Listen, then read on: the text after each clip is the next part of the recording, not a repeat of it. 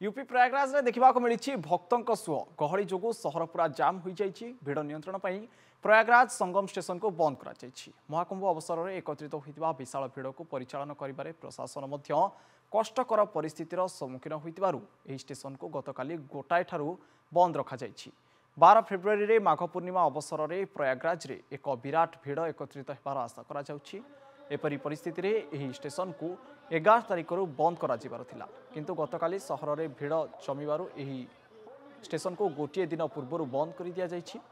प्रयागराज रे संगम निकट में दुईटी स्टेशन अच्छी प्रथमटी हेउछि दरियागंज स्टेशन जहाँ स्थायी भाव में बंद कर दिया जाइछि।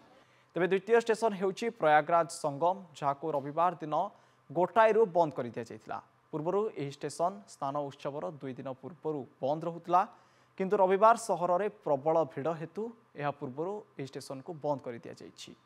महाकुंभर शेष पर्यायर प्रयागराज में भक्तों प्रबल समागम हेउछि। भिड़ परिचालना करिबारे प्रशासन खराब स्थिति अच्छी।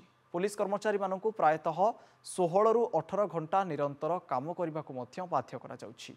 झुंसी नैनी एवं फाफामाऊ अंचल में लोक मैंने घंटा घंटा ट्राफिक जाम रे फसी रहउछंती। अनेक किलोमीटर लंबा जाम रे फसी रहिथिबा लोक मैंने खाद्य एवं पानीय पई आउट पाउट मध्य हेउछंती।